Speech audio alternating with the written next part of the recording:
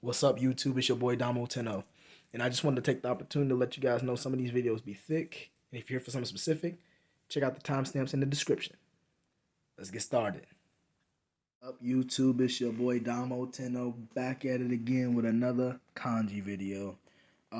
This video in particular will not be a study session. It's just gonna be me kind of explaining to you guys my goal, with studying kanji, why I'm studying kanji the way that I am, or as much as I am, and talking about that study method that I mentioned in the first episode, kind of how I've been studying kanji and how I found a possibly more effective and efficient way to learn kanji. I'll be talking about that, and then I'll also be talking about my the custom kanji groups that I've made in the app Kanji Study. So I'll be covering about those three different topics in this video. So let's get right into it. All right, so starting off the video with my goal, right? Why am I studying kanji? Why am I going so hard for kanji, so to speak? And it's because I want to eventually take the Kanken level 1 test. So I briefly mentioned in the first Kanji Study session video, the Kankens, the Kanji Kente, which is just it's like the JLPT but for kanji, right? It is a test made for Japanese people, by Japanese people, obviously, and it's just the test to test your kanji ability, right?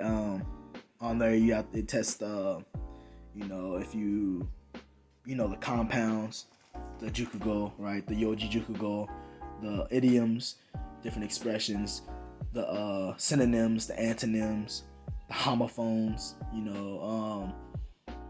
being able to spot mistakes in kanji, mistakes in sentences, like where a kanji has the same reading but it's used incorrectly. Like there's supposed to be another kanji there, you just replace the kanji with the correct kanji, the incorrect one with the correct one, and so many different other sections.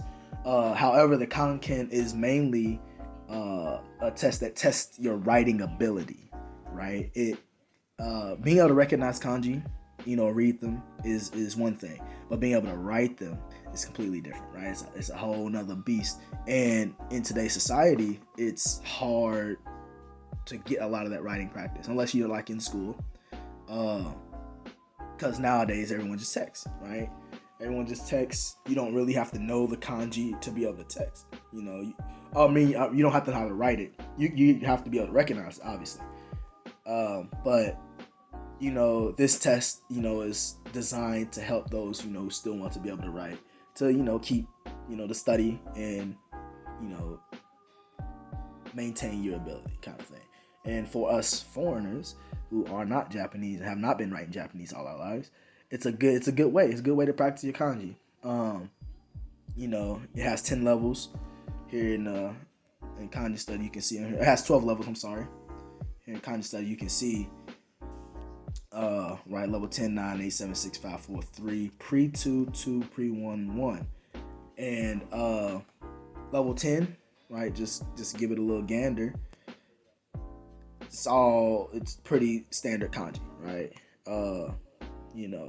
Has all, I think it's like 1 through 10 is in here. You got right, rain, marui, and o, king, on, oto, sound, below, fire, flowers, shellfish, study. These are all, really basic kanji. These are the kanji that they learn in elementary school the first year, I believe.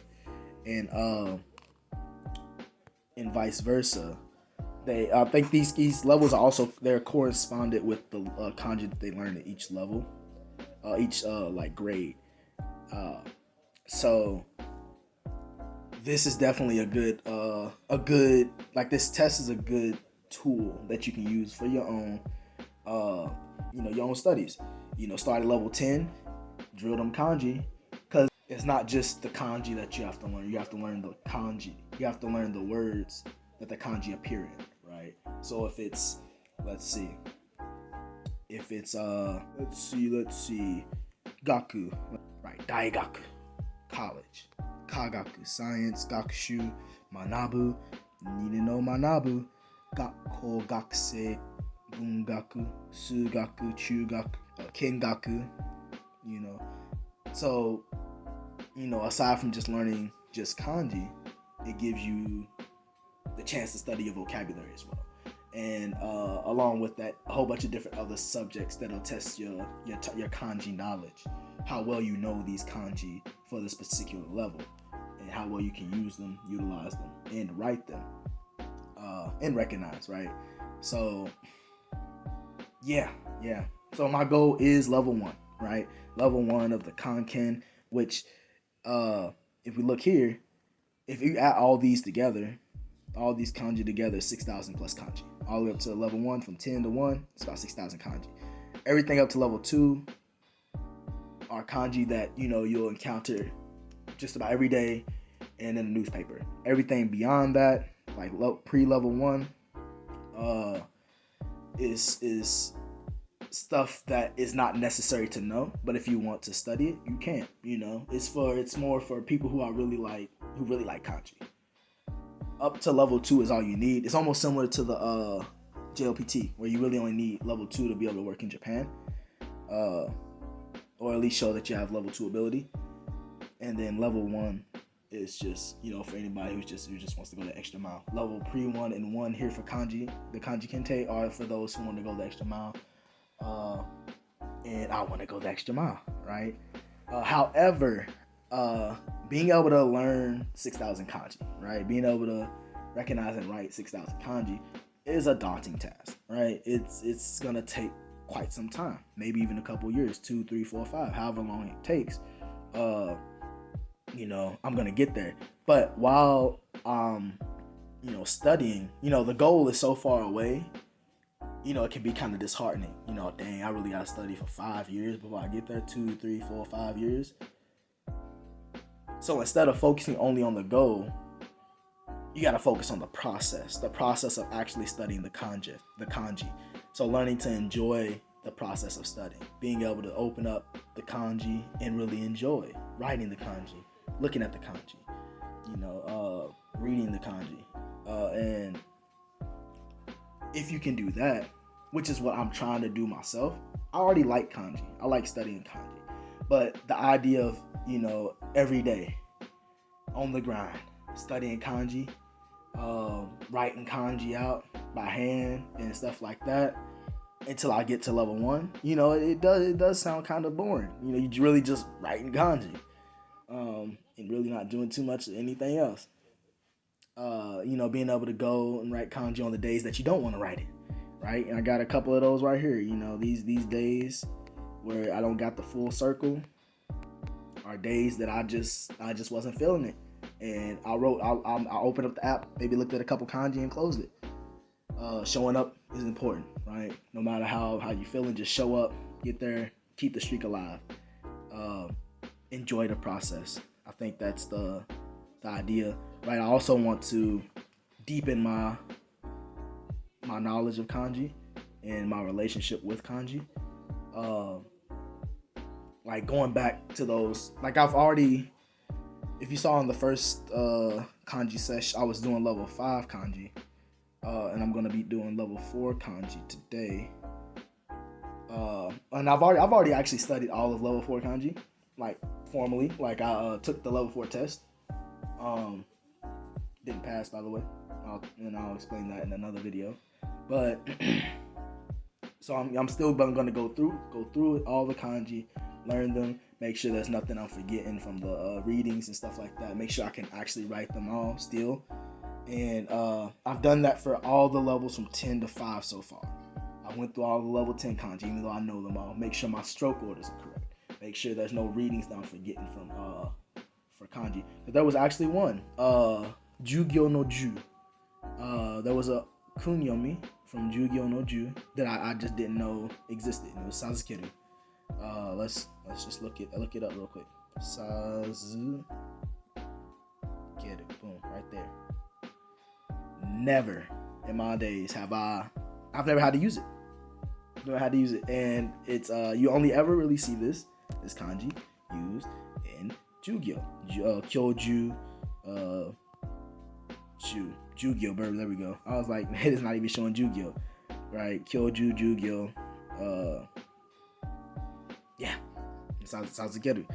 Obviously, there's Juyo as well. I've never really used that one. I've actually never. I don't think it's the first time I've ever seen it.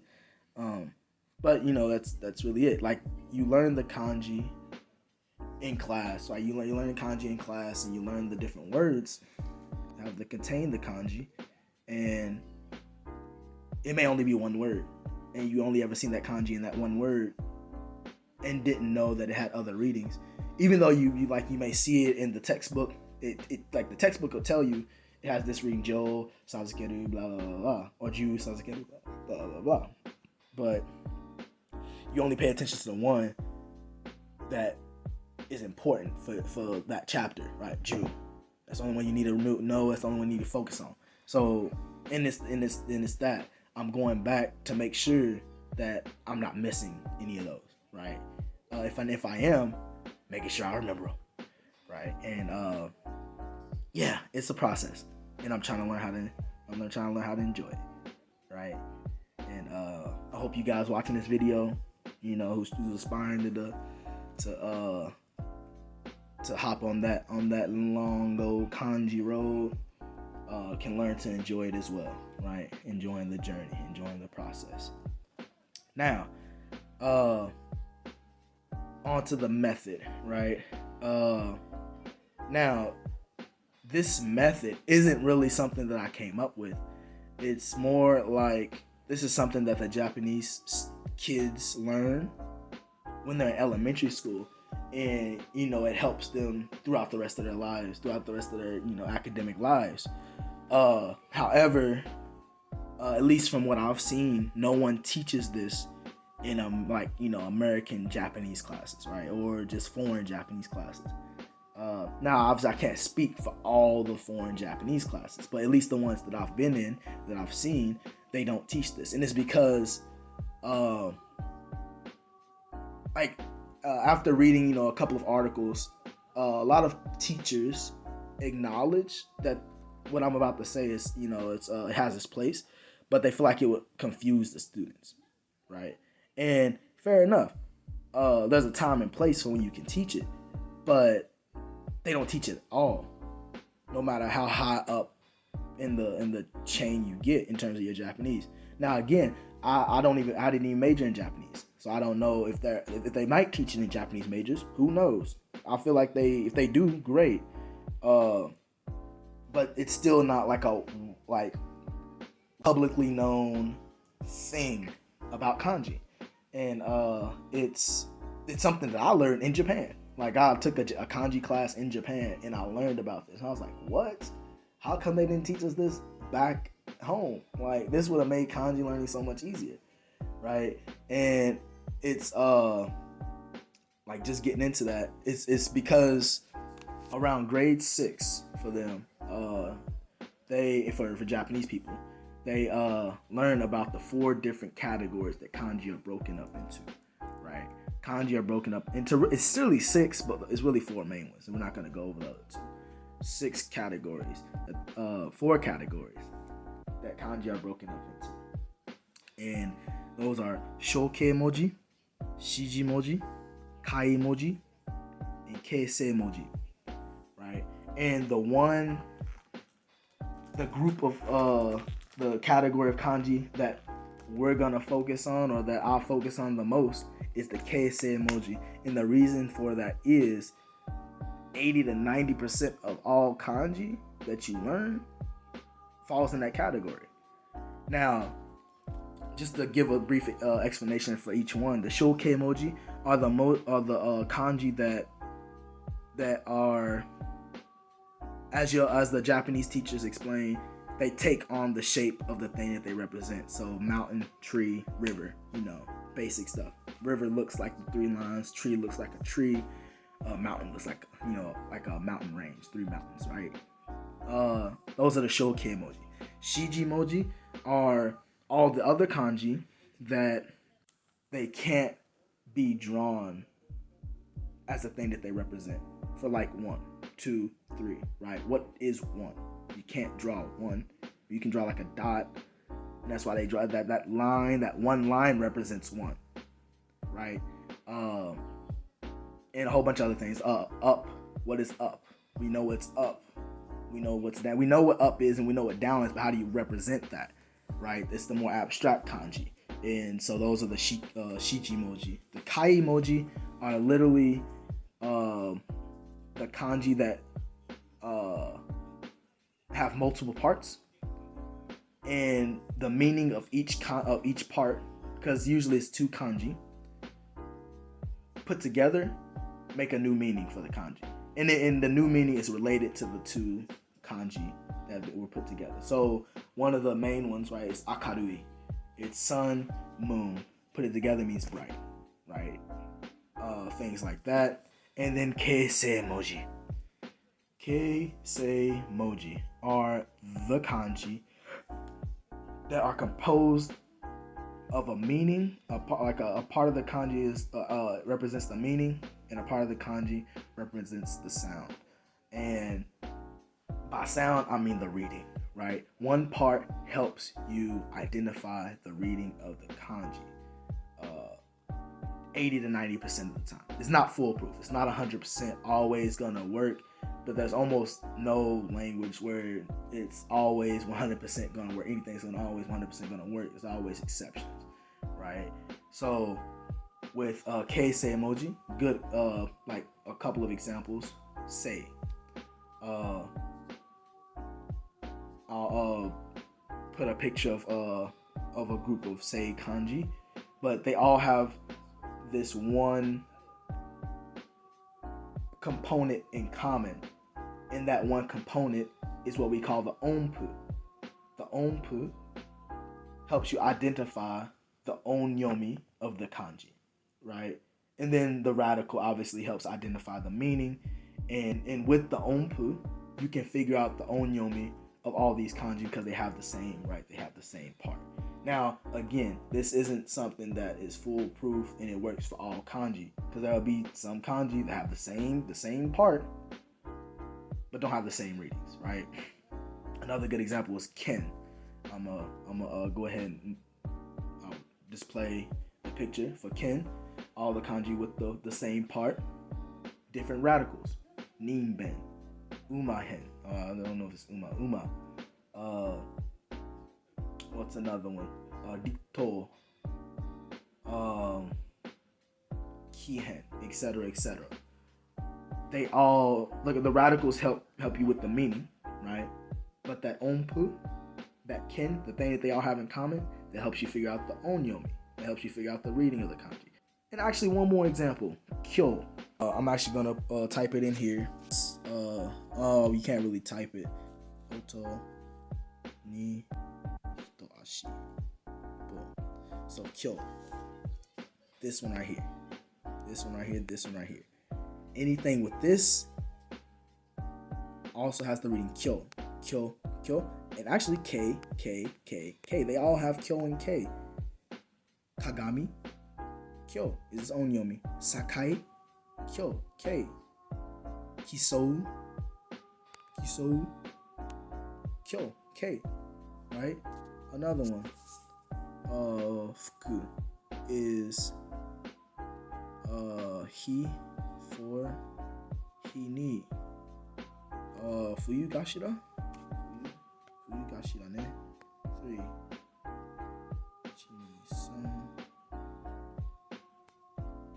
Fuku. This one. And then they have that little thing at the top, right? Boom. 1 fuku, 2 fuku, 3 fuku, 4 fuku. This is one of the ones that's outside of the thing. This one, it's a D. Doesn't have the fuku, right? Fuku. And this is getting into K1, and I really don't even look at those, but you see, right? One more. I'll do one more. Kuchi ni sen kuchi ta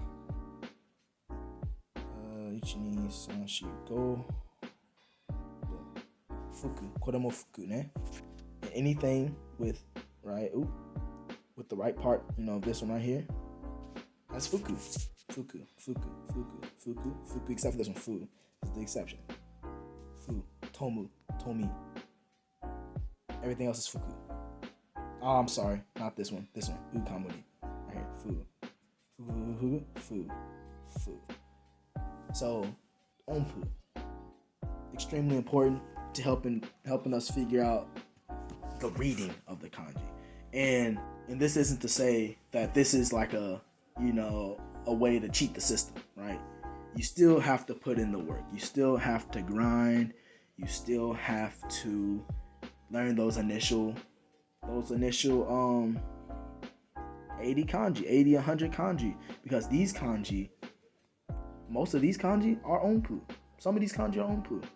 And once you know them, or at least they're combined with other kanji to make onpu, like oto and hitoashi, right? Oh, that's not really a good one.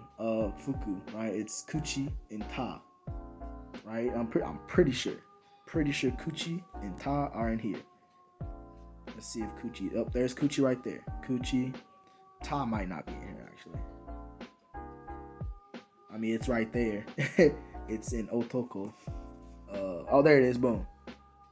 And once you know these are these basic kanji, like level 10 and level 9, once you can get these like 80 and 160 kind of the 240 kind of basic kanji, it'll help. Like once you know, and then you start recognizing patterns, you'll be able to identify the onpu. And what I'm gonna do probably in a later video is there's a book that has a list of onpu, and I want to show you guys that book.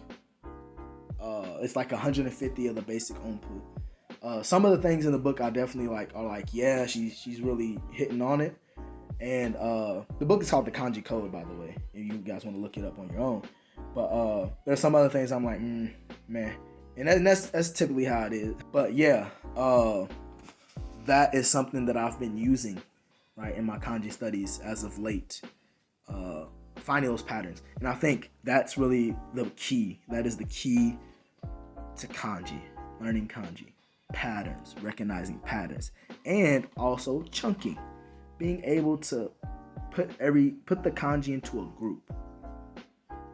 They all have something similar, something in common. And when we learn kanji in textbooks, they're all grouped. Most of it's grouped because it's based on chapter. But they really don't have anything in common except for the fact that they relate to the situation, right? They relate to the setting. It'd be like school, arubaito, work or something. Talking about your major, kanji that's related to major, that kind of thing. Other than that, they really don't have anything in common. But if you're able to group the kanji into more useful, more shape-based groups, in the sense that looking for the onpu, kanji have the same onpu, you're able to learn them a lot easier, because once you have the onpu down, all you have to remember is the radical, right? And vice versa, you can do it by the radical. A lot of different radicals that are similar, and I'm gonna show those here in a second.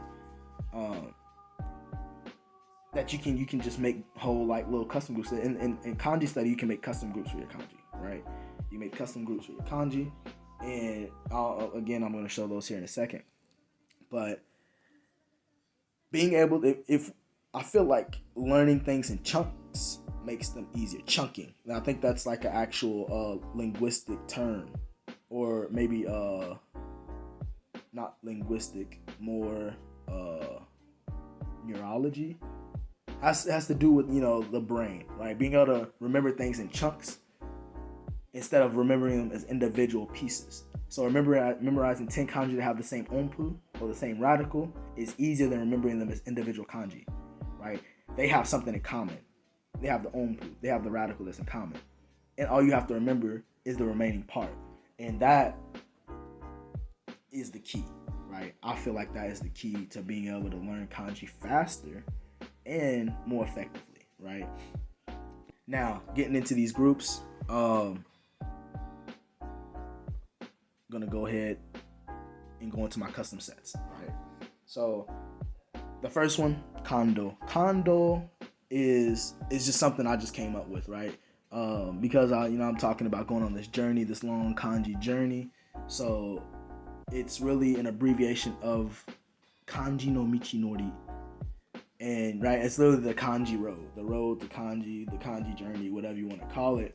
And I just abbreviated, right? Kando. It can be misconstrued as the way of the Han or the Chinese people, because Kan means Chinese, like the actual character, right? And it's just kanji, Kan, right? Sino, Chinese, China. So the way of China, the way of Chinese, but it's really kanji no michinori. Sorry. And this is really just kanji that I like.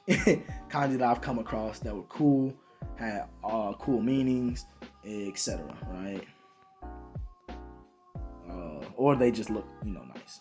Like Keta is a good kanji. Keta chigai. Right here, Keta chigai. Let's see what it means. In the order of magnitude higher, right? In a different league, unbelievable, incomparable, unimaginable. It's a pretty cool word. On to the next one.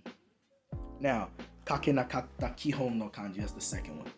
It is a custom group that I made for the first 10. It says 10 through 5, level 10 through 5 of the CANT. Those are all really basic kanji. And there were plenty of kanji, as you can see, 300 that I couldn't write. Either I couldn't write completely or I messed up on the stroke order, because stroke order is also very important. So those kanji that I messed up on, I put them in this group, right? And out of 1,000, I believe the first five levels of the kanken is about 1,000 kanji, 1,010, 1,000, something like that, and 300 were, I couldn't write 30% of the kanji, so 70% of the kanji I wrote immediately without any issue, or I was able to figure it out after some thought. And the other 300 were kanji that I probably knew but didn't know the stroke order, or just didn't know at all, right? So this is that, and I try to do this one every day. I did it today already, and I'm gonna do it again tomorrow. It's just to make sure I have them kihons, I have the basics down, right?凄く似ている漢字. Before I knew what keisei moji were, that's what I named it. Then I put in parentheses keisei moji. It's really, literally, a group of kanji that look similar and have similar readings, right? So you see no, they have the same, literally the same. The only thing that's different is the sansui over there. And kan, ji, shiji, tai, toku, ji. So you can see, like, sometimes, like, you see where they're the same. They're also clearly different.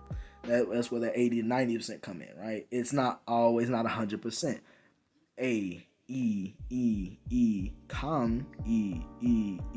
You can see it's E for the most part, but you have kan here, you have ki here, you also have A up here, like, and then to right here. It's a majority of the kanji, right? It helps to be able to recognize these patterns and know this onpu, so that you can at least try to guess the reading of the kanji. And 9 times out of 10, 8 times out of 10, you're gonna be right, unless you're wrong. And the ones that aren't, you can just memorize them. They're not too far off, except for this was like kan. But Korea's kankoku, right? You'll know that one. Eisei, right? There are some of these that you just know just from other words, so it won't really mess with your flow, with your studies. And most recently, I think today actually, the most recent one that I realized was Zo and Soul. So there's also they're keisei emoji, but some of them use add a 10-10, and it makes them different. So it's Soul, add a 10-10, Zo, right? It's the exact same thing, just with the 10-10. Zo, so, right? It's And they all have the same part. The only thing that's different is their radical. Tsuchihen. Oh. Tsuchihen here. Damn. Tsuchihen here. You have this here, which is what? Kabane. Shikabane. Right? Ninben. Pretty sure it's Kai-hen. Or just Kai. Yeah, Kai-hen.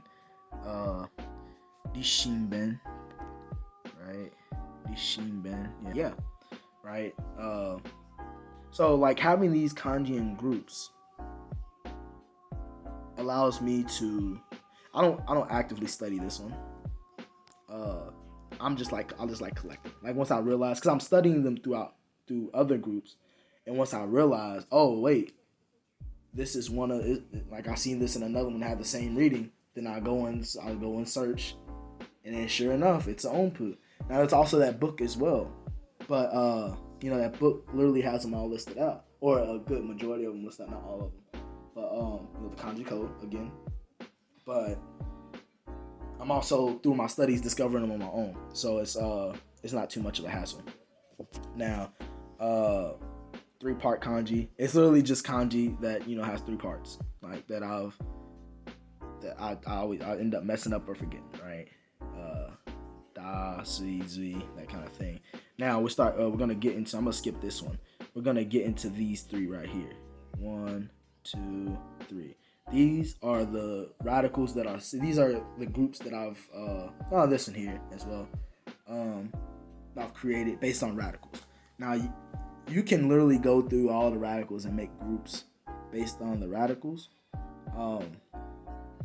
It just probably takes a lot of time, right? Instead of doing it by onpu or certain radicals. I've chosen these radicals because they're very similar, right? This is kozato and ozato hen. This is shimesu hen and koromo hen. This is furugashira and nobun, or I think that is bokusukuri as well. And this is rito, right? You can see here, right, the number of kanji in here. These are very similar. The only difference between these is one's on the left and one's on the right, right? Kozato's on the left, ozato's on the right. The only difference between these is literally a stroke, right? You can see right there, one has this little extra line right there, right? Nobun and Fuyugashira, this one right here. They're literally almost the same, except one has extra stroke. Like they look the same. It's just written with a different amount of strokes. Instead of swooshing, it goes boop and then down, right? And these can be very confusing. And I study these. It says I studied this one 7 days ago, and I think that's true actually. But right, just kind of going through, all these. Boop boop boop boop boop boop boop boop. All similar. They all have the same radical. All you have to remember is the thing on the right, and then boom, it switches. Goes out the hand. And being able to group these together like this makes it easier for whenever you might see it in one of your levels, right? But oh wait, I studied that in the custom group already. Boom, I remember. It's Kozato Hen. Boom, in Byoin no in. Oh yeah, it's Kozato Hen, and then Kan, to finish. Boom, got it. That Shimesu, and also Koromo, right? I have all the Shimesu at the beginning. And it's actually not a lot, right? I think it's 11 of both. This is all Shimesu up to here, 13. Up to 12. And then 13 starts the Koromo. Like, it's very subtle, the difference between the two, because it's literally just one little stroke. But that one little stroke could make you literally could just get make you wrong if you did it on the test. You wrote the Shimesu instead of Koromo, or vice versa. You wrote Koromo instead of Shimesu. And again, like, chunking all these together makes it easier to remember all of them, right? Chunking, grouping, learning things through patterns, right? Fuyugashira, also at the top, and it gets its name from this kanji right here. It's fuyu. Right. And if you just look, this is the difference, right? 1, 2, 3. That's 3 strokes. And if you go to Nobun, let's just choose my boom, boom, boom, boom, boom. 1, 2, 3, 4. That's 4 different strokes. That's the only difference. It's not connected. It doesn't swoosh. And if you mess up, I mean, it would probably be difficult to. No, actually it wouldn't, because this one's sticking out, whereas Fuyugashira is not sticking out, right? That's the difference, and that's that small difference is the make or break for your kanji, right? And being able to write these kanji out enough times to where you just know, okay, this one is definitely Fuyugashira, this one is definitely Nobu, or Boku Tsukuri. Being able to get to that point. Shitawa Kai is another such group where all of them have the same, like a same part, the same radical, Kai, but the top is different. The top is different. And it's very easy to get these confused. Like I get like it's very, yeah. And like the only way to really learn them is to study them. And you can think the top may have something to do, maybe like the onpu, or may help you with the reading. It does sometimes. The only one I can think of is this one, Kashikoi, Ken, and Tai, Shi. This is kind of like Ga, Ka. This one is well Ka. All the maybe this is C. I guess you could definitely just kind of look at the top and guess and figure out its own yomi, right? Based on what's up there. So yeah, I'll go ahead and end it here. And I want to do another video on just, the keisei emoji, talking about the onpu, the ipu. I didn't mention too much about the ipu. The ipu is really just the bushu. What those look like, how to use them, and also kind of talking about the other 3 categories as well, and the different examples and stuff you can find. The video will be spent mostly on talking about the keisei emoji, but also briefly touching on the Shōkei emoji, the Shiji emoji, and the Kaii emoji, right? The Shōkei emoji are, right, again, the ones that look like what they represent. The Shiji emoji are the more abstract ones, like up and down. Kaii emoji are what they call compound ideographs. Shōkei emojis, pictographs. Compound ideographs, which is they literally just take the meaning from the 2 kanji and make a new meaning, right? And then keisei emoji, right, is what they call the sound borrowers, right? The sound borrowers, the shape borrowers. It borrows the shape from the original kanji and preserves its sound, its own yomi, its own, and in that makes it an onpu. So yeah, that's all I got for this video. It ran a little bit long, but I'm glad I was able to get this information out there. Again, this isn't new stuff. This is stuff that the Japanese people, this is the way that they study. They study like this. And I'm not even gonna say it's not actively available. There are people who know about this. The teachers, they should know about it for the most part, right? They just don't feel like it helps that much. But on the contrary, I feel that it would help tremendously. It takes an element out of the kanji, right? Of the kanji learning. Instead of having to force memorize all these readings, you memorize one and then realize, oh, this is similar to that one. It might have the same reading, and boom, it has the same reading. So you don't have to force memorize it. But onyomi, definitely. It's and onyomi is probably the ones that you'll see the most. Kunyomi, you'll see more with verbs, right? As you're learning your verbs. Certain nouns, right? As you're learning your verbs, you'll just naturally come across those kanji. So not really like onyomi, right? Onpu help with the onyomi. And I really think this is something that people should know about, even if they don't go out to use it, right? If you're learning kanji, it'll definitely help. And yeah, again, that's all I got. That's the end of this video, and I hope to see you guys on the next one. If we can do it all over again. Peace. What's up? It's your boy Damo. Just want to say something real quick. Thank you for making it to the end of this video. This was a juicy boy. This was the method. Just wanted to get it out there and make sure people knew about it. And again, it's not like it's anything new. You know, it's stuff that's been around. But it seems like a lot of my videos, especially the kanji videos and some of the daily life videos, depending on what I'll be talking about, will be running a little bit long until I can get better at editing and make everything more, compact, condensed, and succinct.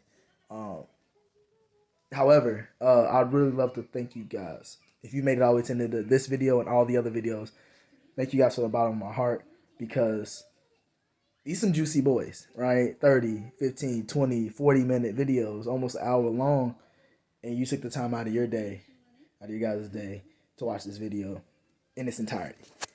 So I just love to thank you. I just want to thank you.